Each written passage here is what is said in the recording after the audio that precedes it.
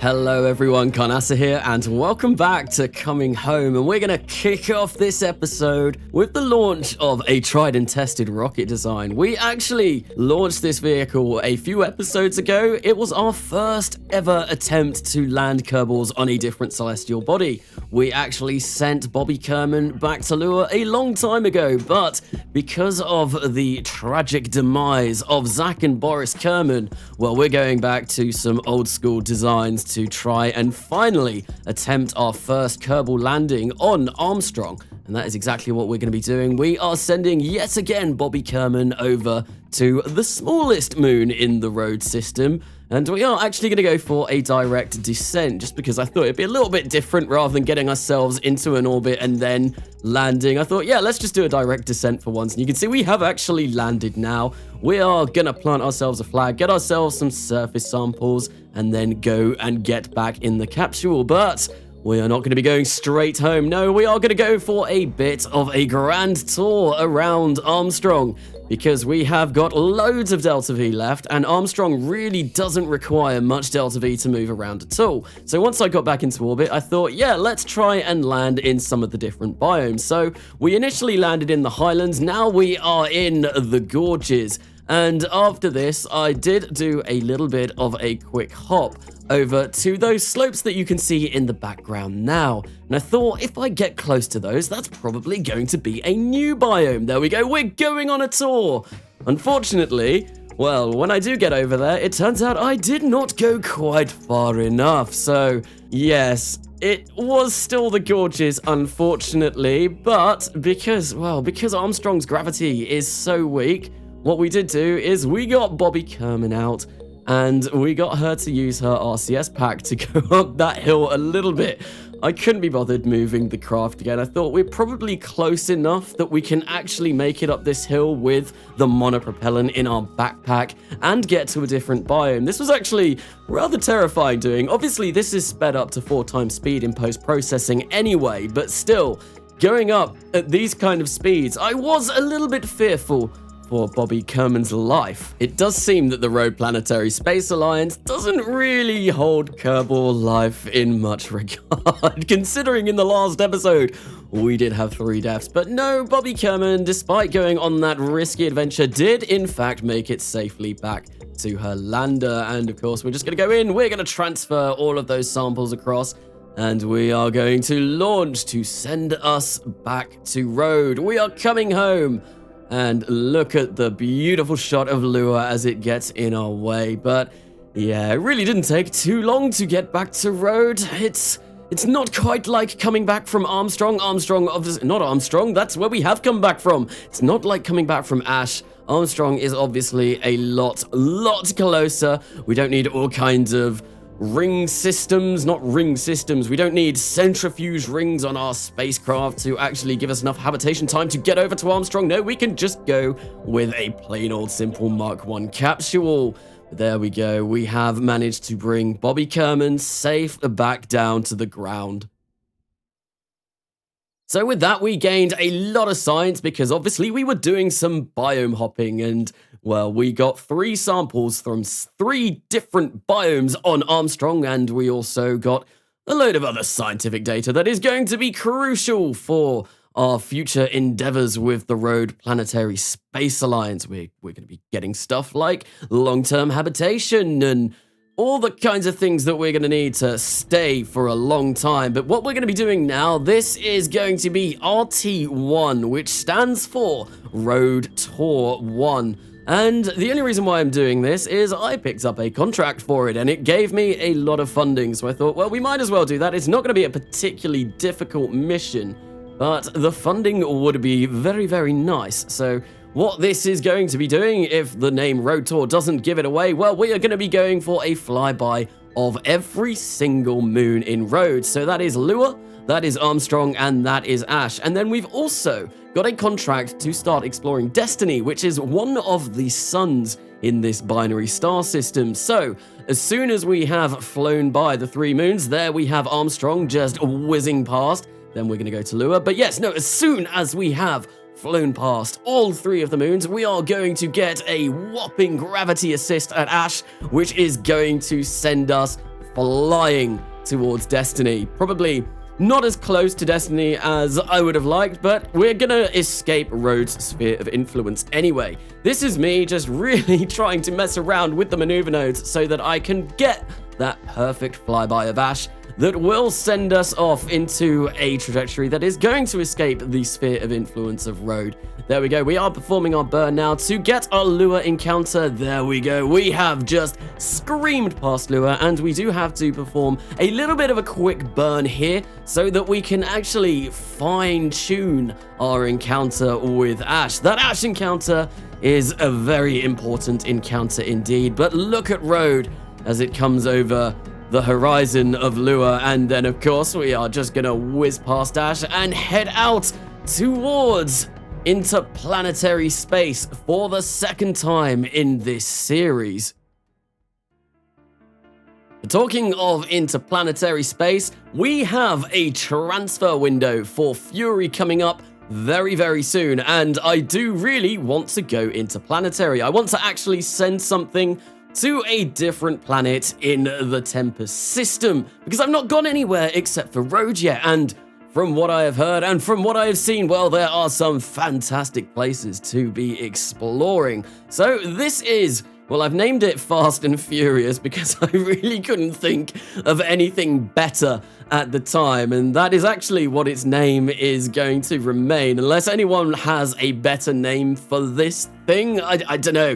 It's just kind of like the placeholder name that I put in place whilst I went around designing this. So what this is going to be able to do, we have once again fit this with every single scanner known to Kerbal kind at the moment. We have everything. We have biome scanners, altimetry scanners, resource scanners, visual scanners, you name it, this spacecraft does indeed have it. And what we are also going to be doing is, well, we've got all of the scientific experiments that we could ever possibly want on this spacecraft, but this is going to remain in Fury orbit. However, we are going to actually design a lander, and we're not going to take just one lander. No, we are going to be taking 3, because once again, due to the contracts of Strategia, I think I am pronouncing that correctly, we have got a contract that requires us to land on 3 separate biomes of Fury. So, like we did with Armstrong, why send 3 different missions when we can send 1 and land 3 with 1 spacecraft? So, this is going to be a really tiny little ditty lander, but we needed it to be as small as possible so we could actually fit 3 on the spacecraft. So, what we have got here is just a lander with a heat shield. It's got a parachute. We have filled it with all of the surface science experiments that we are going to want to run when we are down on the surface of Fury. We're not going to go to Fury's moon with this mission. That's one place we are not going. I imagine we will come back at a later date to explore that moon. I can't actually remember what the name of it is. It's something to do with Fury. It might be Anger or something along those lines. But we have now pretty much finished our lander. It's got an engine, it's got RCS, it's got everything that a lander could definitely do with. So what we're going to do is we are going to go back to the main craft, and we are going to attach 1 on the interstage section there. Then what we're going to do is we are going to design our little bit of a capture stage for when we get to Fury, and we are going to whack 2 more big tanks on the side, and then of course we're just going to place the other 2 landers there. Perfect. So we do have 3. Like I was saying, 3 is the number that we do want to go for so we can fulfill that Strategia contract. And with that being done, that is pretty much our spacecraft design. So Fury is a little bit difficult to get to, being the closest planet to the center of the solar system that we're playing with, the Tempest system. We are going to need a lot of Delta V to actually capture around Fury. So despite this being our first interplanetary mission, this is actually going to be quite a difficult one. It's just the way that the transfer windows have lined up. I just so happen to have a Fury transfer window as the next one. But there we go. We have finished the design. And now, unfortunately, my recording software broke when I was doing the launch, so we didn't get to see the launch, which is a real shame, but here we have the Fast and Furious in low road orbit, and it is actually now just performing its transfer burn to Fury.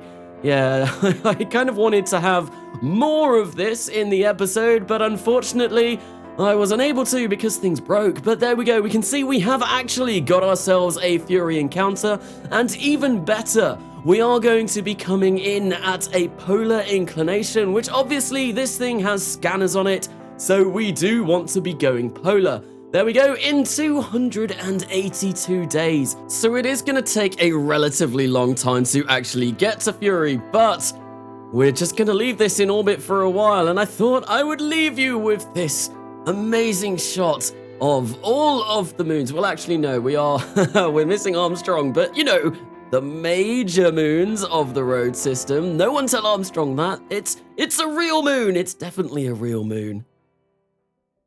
So with that being done, it is now time to go back to bald spacecraft, as in Kerbal spacecraft. What we are going to be doing for the last bit of this video, we are at a stage where we really do want to be thinking of colonization, and we are very much not prepared to do any of that yet. So what we are going to be doing with this is going to be our Lua scientific rover. So we are going to send 3 missions over to Lua, and I'm only going to show you the design of the rover because it's the most interesting one, the most exciting one. I didn't really want to show all of them because the other 2, well, one of them is basically another scanner, and we've already designed a scanner in this episode, and the other one's just a modified lander. But yes, what we're going to be doing is we're going to be sending the scanner over first, and we're going to be getting all kinds of high-res resource scans, so we know where all of the good stuff is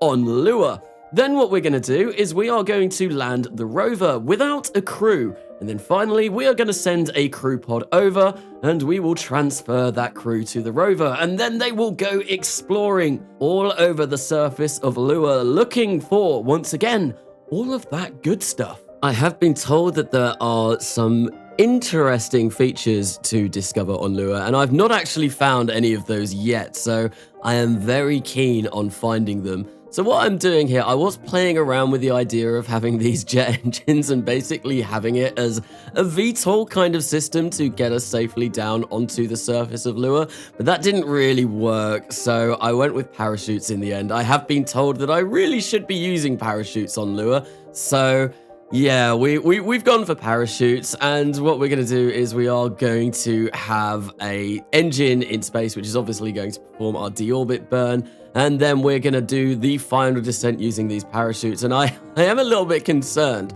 because the atmosphere of Lua is very thin, and this is a very heavy craft, but I have gone into the action groups with Real Shoot, and everything looks like it is going to work.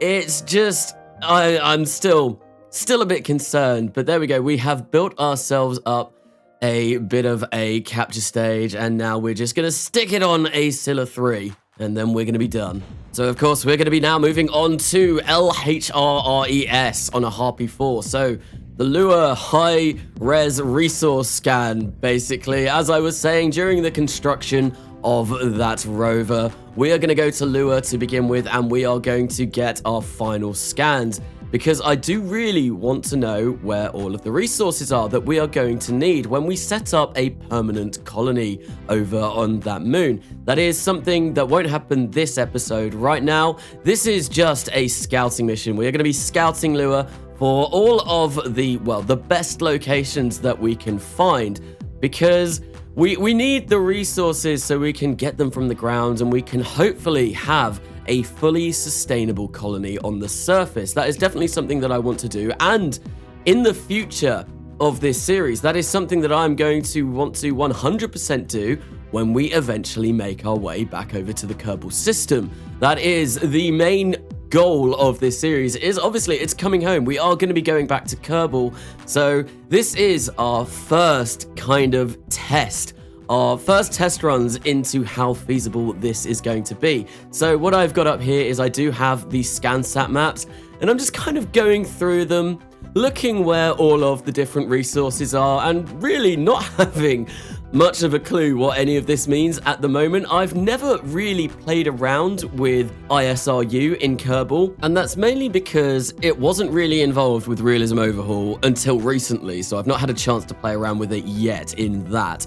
And also, when I was playing stock Kerbal years and years ago, it was before the 1.0, the actual game release, and yeah, ISRU wasn't involved with that at all, unless you modded it in, and I never did that. So this is going to be quite a bit of a learning experience for me as well, to kind of really find out what you have to do. I know you need radiators to bleed off the heat from drills, and there's a lot that I do need to look up, and I will be doing that in my spare time and trying to figure out exactly how I am going to extract all of the resources from the surface of Lua. We're going to go to Lua, and we're going to absolutely ruin it for our own personal gain.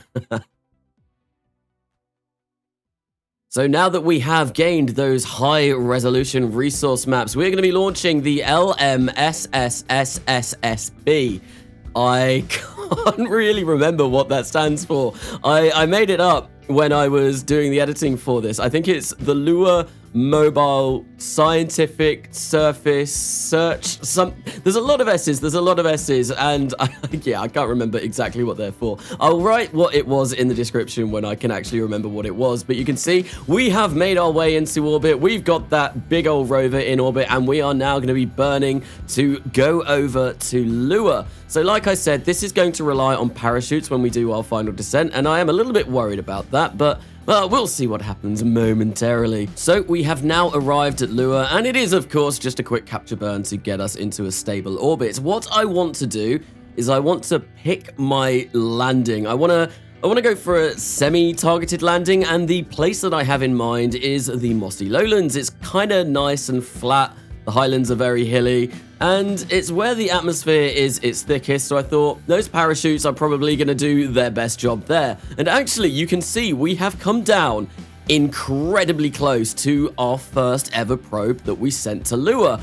And there we go, we did hit the ground just a little bit too hard, but it wasn't too bad. And now, of course, we are going to be moving to L pod number 1. With our test 1, Bobby Kerman and Sono Kerman are on board. This is a new launch vehicle that I have designed, and this is going to be Rhode Planetary Space Alliance first attempt at using a reusable launch vehicle. So I've kind of gone with the basic SpaceX design with grid fins on the top to provide aerodynamics, and then we've got landing legs, and we're going to try and land using our engine. There's no parachutes on this or anything like that. No, this is going to be a completely propulsive landing, but you can see we still have loads of Delta V left in this stage, so that should be more than enough to actually get us a landing. Unfortunately, however, we are heating up just a tad too much, and the core tank decided to, well, it got a bit hot and it blew up. So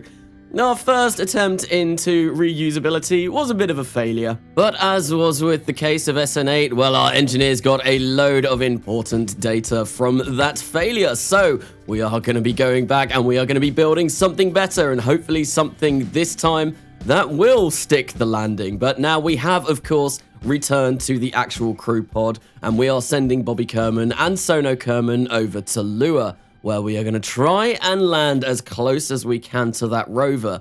Although we don't have to land particularly close because, well, that's the great thing about a rover. Rovers move, so if we are a little bit further away than we'd like, we can actually get that rover and then just drive it over. But we are performing our burn now to deorbit ourselves. Once again, I am going to be using parachutes for this landing, although I do have a couple of small engines on the lander as well that are going to really help get our final descent. Obviously, I needed engines on the lander because, well, we need to take back off, and we need to get these guys back over to Rhode. We couldn't leave them on Lua whilst we've not got really anywhere for them to stay. That would be terrible of us. So yeah, so there we go. We have released our final stage, and now we are just using our parachutes and our engines to bring us down nice and slowly. And you can see now that we have actually bled off all of our speed, the parachutes really are working in our favor.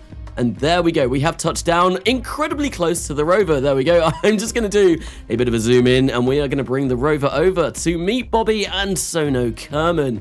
this rover was completely uncrewed. I do have a kind of, I think it's not an avionics unit, but well, it's basically an avionics unit on the bottom of it so that we can actually control it without a crew. But you can see we have opened up those bay doors. We have grabbed some of the scientific experiments that we have been running on this rover. Sono Kerman has transferred them across to the pod so that when we return to Rhode, well, we can bring all of that useful data with us. And now it is time to go on a bit of an adventure. What we're going to be doing is we are just going to be driving. So one thing I do really want to find, there are terraformers on Lua, and I've been led to believe that they are in the Highlands, and I went driving up towards the Highlands, and unfortunately I couldn't find any at all during this entire trip, which was a bit of a shame.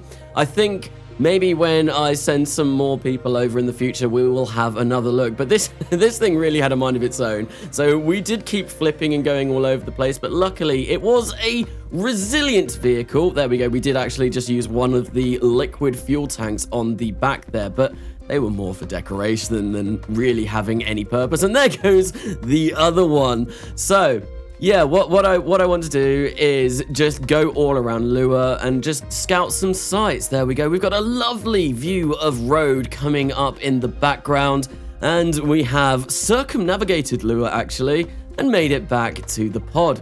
And Sono Kerman and Bobby Kerman are just going to jump in there, and then we are going to launch them and we are going to return them to Rhode for the end of this episode.